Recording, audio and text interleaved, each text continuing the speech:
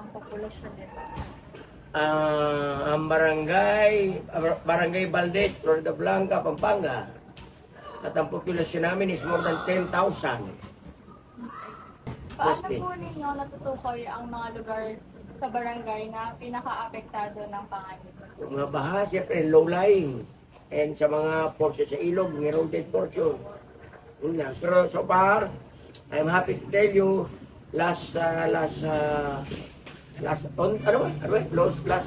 Abagat, yung kailan lang, diba? Sa 33 barangay program, yung Valdez lang hindi tinamaan. Ano po ang mga programa or proyekto ng barangay para maiwasan ang mabawasan ng pinsala ng mga kalamidad?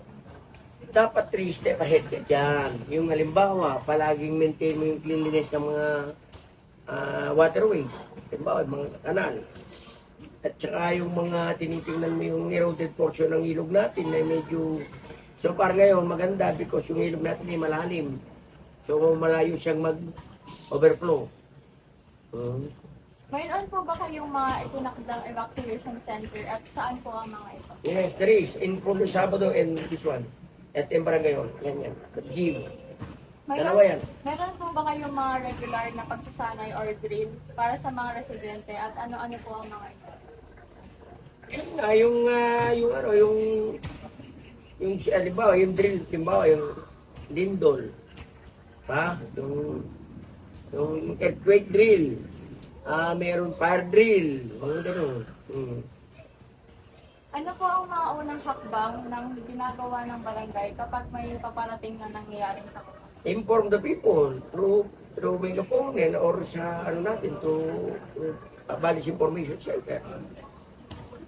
Paano po ninyo inaalam at tinutulungan ang mga naaapektuhan agad-agad? Lahat tinutulungan ng basta't kaya. Unang-una, kung basta't kaya, bibigay namin dito. Pag hindi kaya, maghahanap kami ng halimbawa sa higher authority like sa bayan, ganun. Paano po ninyo pinapamahalaan ang pagbibigay ng relief goods or service? Siyempre, yung relief goods, the most affected one, yan ang anuin mo. Yung unahin mo, yung the most affected, yun. The most affected. Ano po ang mga hakbang ng barangay para matulungan ang mga residente na makabangon pagkatapos ng isang kalamidad? Binibigyan namin lahat ng tulong na kakayanin namin basta't kaya ng barangay. That's it. Mayroon po ba kayong mga plano para sa pangmatagalang pagbangon ng mga naaapektuhan? Ha? Meron po ba kayong mga plano para sa pangmatagalang pagbangon ng mga naaapektuhan? Yes, alam mo, yung iba kung kailangan ng intervention ng DSWD, iba medyo dadali namin siya DSWD, meron tao talagang dyan. Paano po ninyo ipinaapaabot ang mga impormasyon tungkol sa paghahanda at mga plano sa mga residente? Through what you call this public information namin sa media, then sa namin yung public ano ba yun? Siya, ano ba tawag doon? Yung lumikot kayo? Nag-rooming kami. Anong tawag doon? Rooming? Ha? Nag-rooming kami. Hindi, yung umikot kayo sa nag-a-announce kami sa buong Valdez. Public address. Paano po nakikilahok ang mga kabataan at ibang sektor ng komunidad sa mga aktibidad ng BCRRM? Tinatap ko yung SK. Si SK, because SK are under my supervision, tinatap ko sila. Sinasabihan ko. Ano po ang mga pinakamalaking hamon ng inyong kinakaharap sa pagpapatupad ng BRRMC plan? Yun nga, yung mga severe flooding, yung dati, di ba, if you remember, meron tayong eroded portion na pitong bahay na sa ilog. Pero ngayon, wala na because those danger zone RV, na-request ko na ng slope protection. Lahat ng danger zone ng Valdez, yung mga eroded portion na slope protection na. So wala na. Okay na. Last po. Yes. Ano po ang kailangan pa ng inyong barangay para mas mapabuti ang paghahanda at pagtugon sa mga sakit? Siyempre, marami tayong kailangan. Kaya lang, kailangan yun nga, be prepared yung mga tao, proper information, at saka yung lahat ng gamit. Yun lang. Ano po? Ano po ang pangalan ng barangay at ilan po ang tinatayang populasyon nito? Pangalan ng barangay, barangay Valdez, ang populasyon nito ay nasa 8,000. Sino-sino po ang mga miyembro ng DPRRMC at ano po ang kanilang mga tungkulin? Ang mga miyembro ng PC, si Kapitan, yung Chairman, yung Vice Chairman, si Pascal Mercado. Kailan po ang huling update ng barangay DPRRMC? Last year parang yun. Ano po ang karaniwang kalamidad o panganib nararanasan sa barangay? Yung nararanas na yung panganib, yung bagyo. Paano po ninyo natutukoy ang mga lugar sa barangay na pinaka-apektado ng mga panganib? Kakaroon pamamagitan naman ang pag-monitor. Ano-ano po ang mga programa o proyekto ng barangay para maiwasan ang pagbawasan ng pinsala ng mga kalamidad? Pagtatayos ng mga release, kasi tayo mga ilog na papalit sa pag-extra. Pero ano po ba kayong mga itinakdang evacuation centers at ano po saan po yung mga activities? Mayroon kami tinakdang pag-business center dito sa Overcourt at saka doon sa may Unting. Mayroon ano po ba kayong mga regular na pagsasanay o drill para sa mga residente? Ano-ano po yung mga drills po para sa gagawin? Ginagawang drills yung mga halimbawa sa sunog, gano'n, yung nasa baka. Ano po ang unang hakbang na ginagawa ng barangay kapag ito parating na nangyari sa una po? Kapag mayroong paparating na sakuna, nagpa-public address yung barangay. Paano po ninyo inalang at tinutulungan ng mga naapektuhan kaagad sa lugar? Inaalam namin yung pinupuntahan namin na house yung mga naapektuhan na pamilya, Paano po ninyo pinapamahalaan ang pagbibigay ng relief goods and services? Sinusulat namin yung mga naapektuhan na pamilya, yung mga pangalan nila. Ano po ang mga hakbang ng barangay para matulungan ang mga residente na makabangon pagkatapos ng isang kalamidad? Yung inaano namin sa mga DSW para makakuha na ng financial assistance or livelihood. Meron po ba kayong mga plano para sa pangmatagal ang pagbangon ng mga naapektuhan po? Yun nga, yung plano natin, yung mga livelihood at saka yung mga business. Paano po ninyo ipinapaabot ang mga impormasyon tungkol sa paghahandaan pagplano ng mga residente? Paghahanda sa kalamidad. Yung paghahanda sa kalamidad, sabi nga natin, yung sa public address, yun ang ginagawa natin. Paano po nakikilahok ang mga kabataan at ibang sektor ng komunidad sa mga aktibidad ng PDRR? Nakikilahok silang business ng PDRR sa pamagitan ng pagka-training at pag-ano ng mga tao. Ano-ano po ang pinakamalaking hamon ng inyong kinakaharap sa pagpapatupad ng PDRRMC? Yung ibang tao, ayaw nila sumunod. Ganun. Ito po, makulit. Ano-ano po ang mga kailangan pa ng inyong barangay para mas mapabuti ang paghahanda at pagtugon sa salunod? Yung mga equipment, yung mga like ng mga kapag life vest, yung mga gamit ng mga taga-rescue. May mga ilan na tanong lang po kami. Ano po ang mga pangalan po ng barangay at ilan po yung mga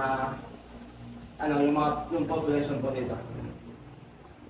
Yung pangalan ng ay Barangay Valdez, ya? Ah, Barangay Valdez, Tapos yung people population dito, parang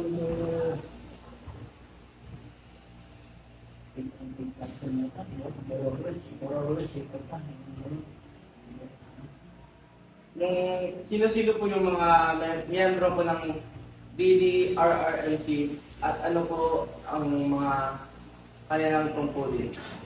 ang wala namin dyan, number one dyan, yung buong barangay. Pangalawa, yung sa committee na peace and order. At yung mga kagawan. No? Kasama yung mga health worker, yan, yung mga barangay tanod. Kailan pong huling na-update ang barangay DRRL plan? Ang pagkakaroon ko is yung last year ko. Last year, no? Ano po ang mga karaniwang kalamidad o mga panganib na naranasan ng barangay? Ang karamihan na nagiging pangalan dito is yung bagyo. Pero actually, hindi ko naman tayo kami 9 year nito, wala ka naman natin. Pero bagyo, yan ang pinag natin at yung bagyo. Paano po ninyo natutukoy ang mga lugar sa barangay na pinaka na-epekto sa mga panganib?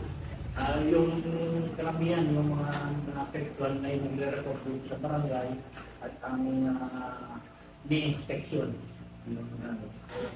Kasi nagkakaroon kami ng inspection dyan pag ako na, bagyo. Lagi kami alert dyan. Monitoring, always monitoring.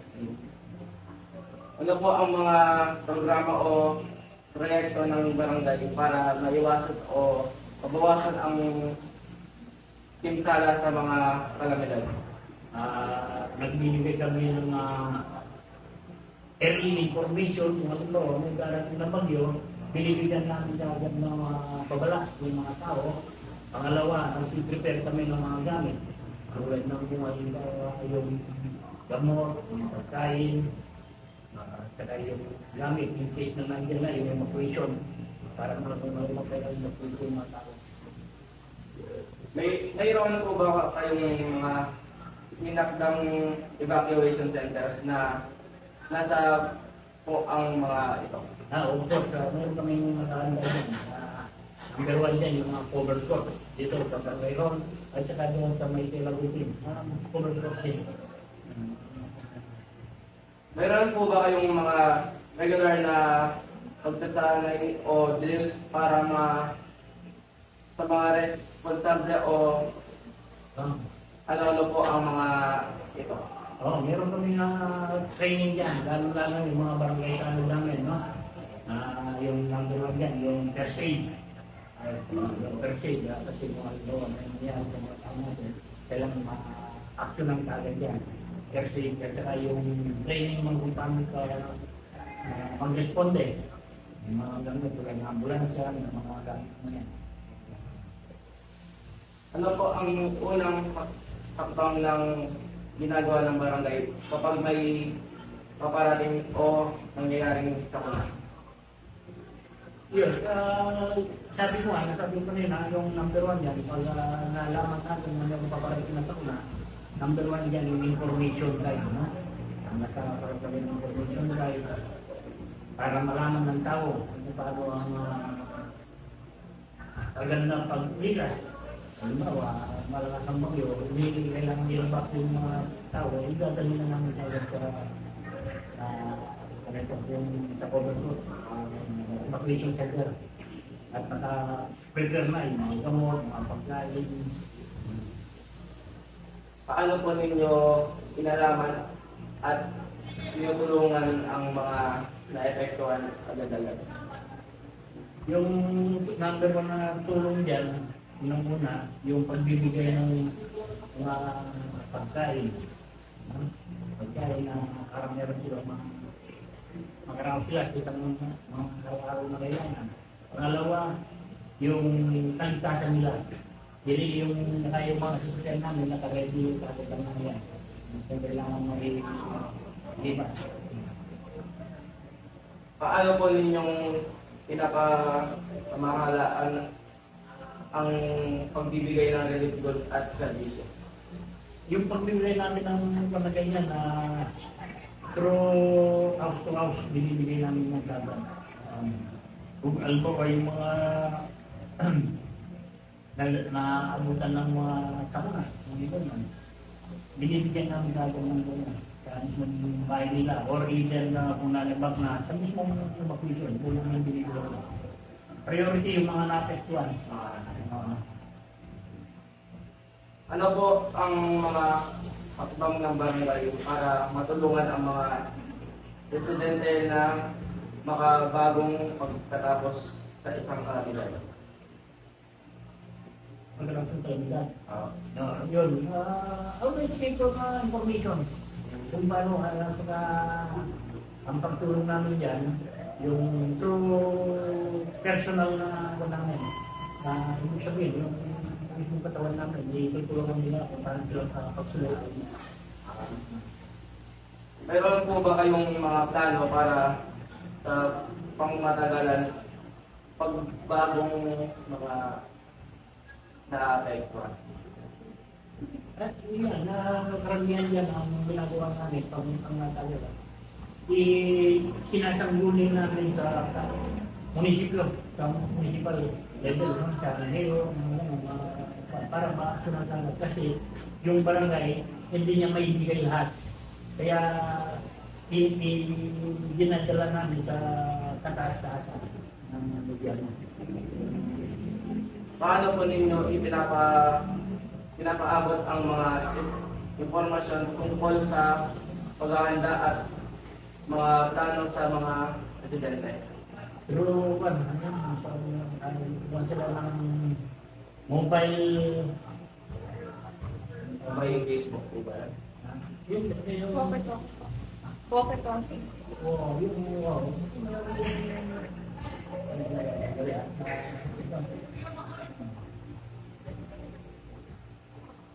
Hindi, yun. May Facebook po. Yun. Pero kanya na meron kami mobile na Ang page po ba? yung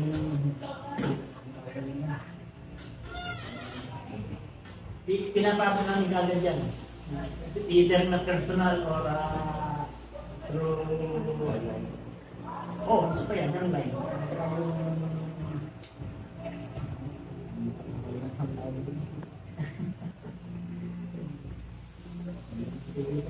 Through Facebook, online, personal na pinupunta namin sa mga bahay-bahay. Paano po nakikilahok ang mga kabataan at ibang sektor ng komunidad sa mga aktibidad ng BDRRNC? Through kanya, tinano namin yung mga kabataan, yung sangguniang kabataan, para sila ang magbigay ng informasyon sa mga kabataan. No? At nangyayin kami ng assistance sa sangguniang kabataan. Okay. Ano po ang mga malaking hamon ng iyong hinaharap sa pagpapatupad ng BDRRMC plan? Yun nga, sinasabi na pag yung pagpapatupad na ganyan, let the people know.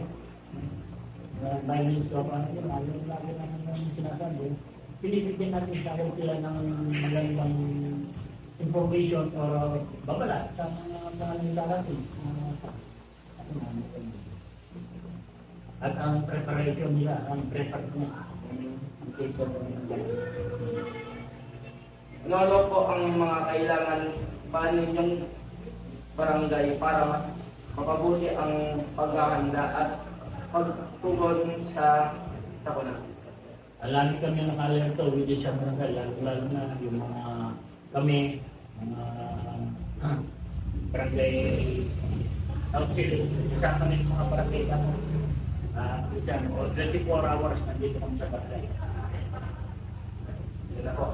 Maraming salamat po. Okay, maraming salamat sa inyo. Sana pagkataat mga barangay. Ano po ang pangalan ng barangay at ilan po ang tinatayang populasyon nito? Barangay Valdez and almost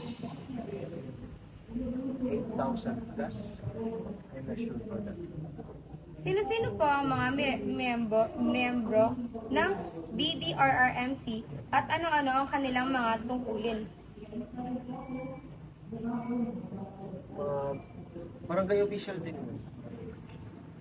Kailan po ang huling na-update ang barangay DRRM plan? Last 2 months ago. Ano-ano ang mga karaniwang kalamidad o panganib na nararanasan ng barangay? Pagbaha, mga tanan, mga puno na lang pumutol. Paano po ninyo natutukoy ang mga lugar sa barangay na pinapa-apektado ng mga panganib? Sa mga constituent din namin, nagre-report sila sa amin through chat or radio, may radios kami. Then kami naman, kaagad kami magre-response doon sa kung saan yun nakikita. Ano po ang mga programa o proyekto ng barangay para maiwasan o mabawasan ang pinsala ng mga kalamidad? Katulad na kanina sabi ko sa plan is ngayon, renovate namin yung mga line canals namin na ipalalim at para maiwasan yung pagbara ng mga ito. Then sa mga sa mga puno naman is mine-maintain namin yung taasan, yung white loam yung mga puno para iwas aksidente. Mayroon po ba kayong mga itinakdang evacuation centers? Nasaan po ang mga ito? Ang evacuation center namin ngayon is yung simbahan namin and yung barangay ko. Mayroon po ba kayong mga regular na pagsasanay o drill para sa mga residente? Ano-ano po ang mga ito? Tulad na lamang ng sa sunog, yung mga general lang na ginagawa tuwing seminar like sa paglindol, sa sunog, ganyan, sa mga general na pwedeng ibahagi sa kanila para once na nagka-aberya tayo sa calamity natin, meron silang magagawa o meron silang basic na knowledge sa bagay. Ano po ang mga unang hakbang na ginagawa ng barangay kapag may paparating o nangyayari nasa kuna? Bagay na lang na, siyempre lagi tayong maghihanda kahit alam natin na wala pang paparating sa kuna. Everyday kailangan natin maging handa sa mga ano mang pwedeng mangyari dahil mga safety first na kagaya nga ng sinabi kanina, pinapaayos yung mga line canal para once na umulan, malakas yung ulan, hindi na magkakaabere yung isang barangay. And yung mga puno din, puputulin na kaagad kung mahaba na o malabo na para iwas na maputol sa kalsada, ganyan, magkabere o meron pang matamaan na ibang tao. Paano po ninyo inaalam at tinutulungan ang mga naapektuhan agad-agad? Paano po ninyo inaalam at tinutulungan ang mga naapektuhan agad-agad? Yun nga, sabi ko nga kanina, meron tayong radio sa barangay. And meron din kaming page, Facebook page na kung saan pwede silang chat doon and may naka-indicate din na number doon in case na wala silang data or pantawag. Pwede silang tumawag doon sa number. Paano po ninyo pinapamamahalaan ang pagbibigay ng relief goods at serbisyo? Ayan, sa relief goods naman sa servisyo, mas na nagkasakuna sa isang barangay is pinapaalam din sa itaas, sa munisipyo para mas dumami yung mabigay natin sa mga kababayan natin ng mga relief goods para maging sapat ito. Hindi lang sa isang barangay kasi magiging sapat yung relief goods. kumbaga, kailangan natin humingi ng tulong sa munisipyo or sa ibang tao din na may kaya para at least yung ipamimigay natin sa mga nasalanta is maging afford or sasakto sa kanila. Mas maganda na mag-sobra pa para marami silang makuha. Ano po ang mga hakbang ng barangay para matulungan ang mga residente na nakabangon pagkatapos ng isang kalamidad? Ayun nga, sa isang sa isang barangay na nagkaroon ng aberya or kalamidad na sinasabi ng Pilipinas. Una kasi nasa evacuation center mga yan. Tutulungan natin na maibangon yung sarili nila. Yun nga, relief foods, bibigyan ng mga supply na pagkain, damit, na maitutulong sa kanila kung yun yung nawala sa kanila. And then, tutulungan, maibalik dun sa kanilang bahay, tiraan, tulungan mag-umpisa ulit para hindi mag-aanong mabigat sa kanila yung pagkawala ng mga ibang bagay natin. Mayroon po ba kayong mga plano para sa mga pangmatagalang pagbangon ng mga naapektuhan? Yun nga, more on mga damit, mga medical na ibibigay namin sa kanila. Willing kami magbigay ng counseling, barangay counseling na para sa mga naapektuhan sa isang kalamidad. Like medicine, mga damit or something na pagkain nga kanina na pwede nilang gamitin or masusuplayan namin sila para doon, para at least kahit papaano magtagal man ng konti, meron pa rin silang gagamitin o pagkukuhanan ng mga gamit, pagkain, etc. Paano po ninyo ipinapaabot ang mga impormasyon tungkol sa paghahanda ng mga plano sa mga residente? Una sa lahat is pagmimitingan muna namin or pag-uusapan muna namin ng mga council kung ano yung dapat gawin sa mga constituent namin. Magpapa-public address kami sa buong barangay namin, and then after that is magbibigay din kami ng meeting para Paano po nakikilahok ang mga kabataan at ibang sektor ng komunidad ng mga aktibidad ng BDRRMC? yun yung mga kabataan. Opo. Yung kabataan is mahirap silang, sa totoo lang, mahirap silang mapapunta attend sa isang meeting na gano'n. Kasi kung hindi ka lang talaga gagawa ng paraan para mapa-attend sila, wala.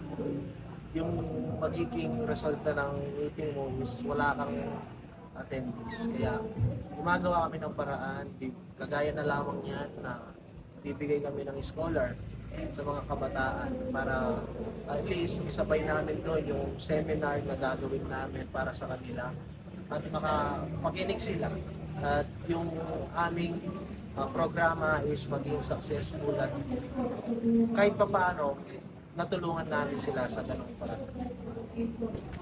Ano-ano po ang mga pinakamalaking hamon na inyong kinakaharap na pagpapatupad ng BDRRMC plan? About that, wala naman ngayon. At inaasikaso din kasi kaagad ng aming barangay sa yun nga, yung about sa mga puno, kaagad, sinisettle niya kaagad yan, ina-actionan kaagad, kaya ngayon wala. Ano-ano po ang kailangan pa ng inyong barangay para sa mga papabutin ang paghahanda ng pagtugon sa sakuna? Ano pang kailangan ng isang kami sa Barangay Valdez, hindi kami nag-stay sa kung ano lang yung nagawa namin. gusto namin mas may develop yung ginagawa namin na sa Sakuna.